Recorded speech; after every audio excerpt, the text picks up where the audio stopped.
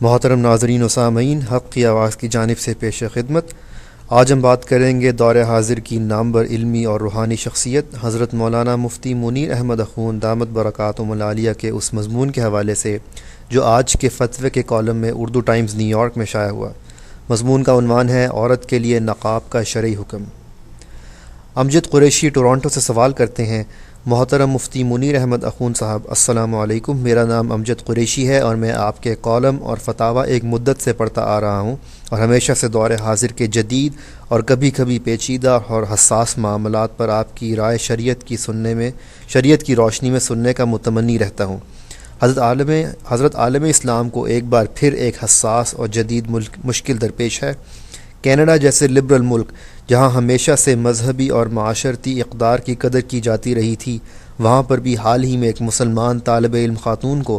محض اس وجہ سے کلاس روم سے نکال دیا گیا کہ وہ اپنا چہرہ ڈھانپنا چاہتی تھیں۔ فرانس جہاں پہلے صرف پردے کی وجوہ پر پبلک سروس سے محروم کر دیا جاتا تھا، وہاں اب نئے قانون کے مطابق چہرہ چھپانا ایک جرم تصور کیا جائے گا اور ایسی صورت میں جرمانے کے علاوہ جیل بھی بھیجا جا سکتا ہے۔ برطانیہ کے ایک نامور سیاستدان نے کسی بھی پردہ کرنے والی خاتون سے ملنے سے یکسر انکار کر دیا ہے۔ اسی طرح بیشتر یورپی اور مغربی ممالک میں پردہ کرنے والی اور خصوصی طور پر چہرے پر نقاب ڈالنے والی خواتین کو بہت مخالفت کا سامنا ہے، بلکہ اکثر و بیشتر اپنے چند عربی حضرات سے یہ بھی فرماتے سنا ہے کہ چہرہ چھپانا لازمی نہیں ہے اور صرف سکارف پہننے سے شریعت کا تقاضا پورا ہو جاتا ہے۔ حضرت آپ سے درخواست ہے کہ قرآن اور سنت کی روشنی میں اس مسئلے پر روشنی ڈالیں اور یہ بھی بتا دیں کہ چہرہ چھپانا کیا اسلامی پردے کے حکم میں آتا ہے یا نہیں، اور اس مشکل وقت میں مسلم امہ کے لیے کیا حکم ہے، اور آیا چہرہ ڈھانپنے کے معاملے میں کسی قسم کی گنجائش موجود ہے یا نہیں۔ اللہ آپ کو جزائے خیر عطا فرمائے، آمین۔ از امجد قریشی، ٹورانٹو۔ جواب: قرآن و حدیث اور فقہ اسلامی کی تمام تر متضاد و متعارض نصوص اور روایات کا نچوڑ و خلاصہ یہ ہے، اصل تو یہی ہے کہ عورت بلا ضرورت گھر سے باہر ہی نہ نکلے، لیکن باوجود ضرورت باہر نکلے تو دو صورتیں ہیں۔ اگر خارجی حالات سازگار ہیں اور کوئی ضرر و ضرورت لاحق نہیں تو چہرے سمیت تمام بدن کو سکارف، برقعے یا چادر سے ڈھانپ لے۔ نیز راستہ دیکھنے کے لیے آنکھیں ظاہر ہو جائیں تو شرعاً کوئی مذائقہ نہیں۔ البتہ اگر خارجی حالات سازگار نہیں اور کوئی ضرر و ضرورت اور کسب و عزن آن پڑا ہے تو عورت چہرے اور ہتھیلیاں بلا شبہ کھول سکتی ہے، اس میں کوئی شرعی قباحت نہیں۔ چنانچہ دنیا کے موجودہ حالات کے پیش نظر اور دہشت گردی کے افرید کی بنا پر اگر سیکیورٹی ریزنز اور شناختی ضرورت آن پڑی ہے تو مسلمان عورتوں کو شریعت اسلامی نے تمام بدن کو ڈھانپتے ہوئے چہرہ اور ہتھیلیاں کھولنے کی اجازت دی ہے اور اس میں کوئی گناہ نہیں۔ اس لیے اس مسئلے میں خامخواہ شدت اختیار کرنا اور ملکی قوانین سے تصادم و ٹکراؤ خود امن و امان اور مصلحت عامہ کے منافی ہے۔ ہاں، البتہ اگر کوئی غیر مسلم ممالک یا نام نہاد اسلامی ممالک کوئی ایسا قانون پاس کرنے کی کوشش کریں جو قرآن و حدیث اور شریعت اسلامیہ کے بنیادی اصولوں سے متصادم ہو اور کسی مسلمان کی مذہبی آزادی پر دخن لگاتا ہو تو بلا شبہ اس کے خلاف عمومی آواز اٹھانا اور آئینی عدالت کا دروازہ کھٹکھٹانا ہر مسلمان کا مذہبی فریضہ بن جاتا ہے۔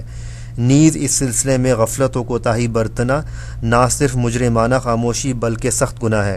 سورہ احزاب، سورہ نور، صحیح بخاری و مسلم، ابو داود، ترمذی، مبسوط سرخسی۔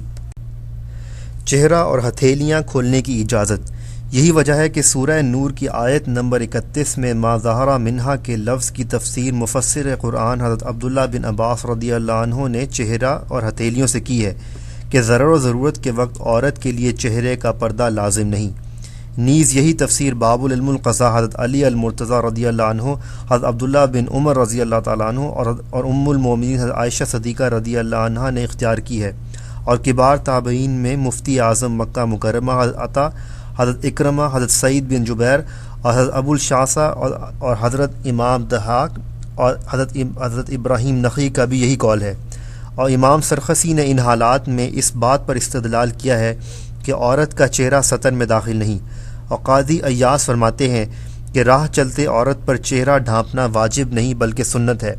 ظاہر ہے کہ ضرر و ضرورت اور کسب و عذر کے حالات میں مزید تخفیف ہو کر اباحت و جواز پیدا ہو جائے گا۔ احکام القرآن، بحوالہ تکملہ فتح الملہم، صفحہ 281 جلد 4، المبسوط السرخسی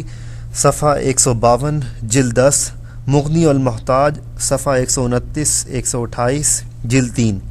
چنانچہ امام اعظم ابو حنیفہ رحمۃ اللہ علیہ نے اسی تفسیر کو اختیار کرتے ہوئے عورت کے لیے چہرے اور ہتھیلیوں کو صدر میں داخل نہیں فرمایا اور عام حالات میں بھی کھولنے کی اجازت دی ہے اور اس کو عین شرعی پردہ ہی قرار دیا ہے۔ البتہ متاخرین حنفیہ نے دوسری متعارض روایات اور آج کے دور میں دین و دیانت کے فقدان کا لحاظ کرتے ہوئے عورت کے لیے چہرہ اور ہتھیلیاں کھولنے کو جواز کو حالات کی ناسازگاری اور فتنے سے امن کے ساتھ مشروط کیا ہے۔ البتہ اگر حالات سازگار ہوں اور کوئی ضرر و ضرورت لاحق نہ ہو، نیز خوف فتنہ بھی نہ رہے، تو اس صورت میں خود متاخرین حنفیہ کے ہاں بھی چہرہ کھولنے میں کوئی شرعی قباحت نہیں۔ علامہ شامی حنفی لکھتے ہیں، ترجمہ: نوجوان عورت کو مردوں کے درمیان چہرہ کھولنے سے منع کیا جائے گا، اس لیے نہیں کہ چہرہ ستر اور پردے میں داخل ہے، بلکہ خوف فتنے کی وجہ سے۔ فتاوی شامی۔ البتہ فقیہ الامت حضرت عبداللہ بن مسعود رضی اللہ تعالی عنہ نے سورہ نور آیت نمبر 31 میں لفظ ما ظہر منہا سے چادر اور جلباب مراد لیا ہے اور کسی بھی حالت میں عورت کے لیے چہرہ اور ہتھیلیاں کھولنے کی اجازت نہیں دی۔ البتہ چلنے میں اگر آنکھیں ظاہر ہو جائیں تو شرعی قباحت نہیں ہے۔ معارف القرآن تفسیر سورہ نور۔ لیکن حکیم الامت مجدد ملت حضرت مولانا شاہ اشرف علی تھانوی رحمۃ اللہ علیہ اس مسئلے پر مستقل رسالہ القاء السکینہ فی تحقیق ابداع الزینہ کے نام سے تحریر فرمایا، جس میں وہ لکھتے ہیں، ترجمہ: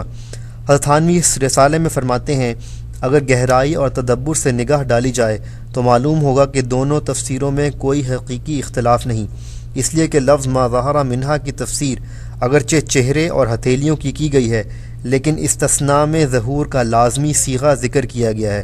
اظہار کا متعدی صیغہ نہیں لایا گیا، اور یہ لازمی صیغہ اس طرف صاف اشارہ کر رہا ہے کہ جن اعضاء کا چھپانا استطاعت سے خارج ہے اور بلا قصد کسب و عمل کے وقت ظاہر ہو جاتے ہیں اور ان کو چھپانے میں ضرر ہوتا ہے، بس ان کا استثناء کرنا مقصود ہے۔ لہذا حضرت عبداللہ ابن عباس رضی اللہ عنہ کی تفسیر کے مطابق بھی مجبوری کی حالت میں چہرہ اور ہتھیلیوں کا کھولنا مستثنیٰ ہے،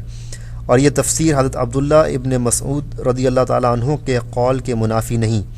اس کی تائید علامہ ابن کثیر رحمۃ اللہ علیہ کے قول سے بھی ہوتی ہے۔ تفسیر ابن کثیر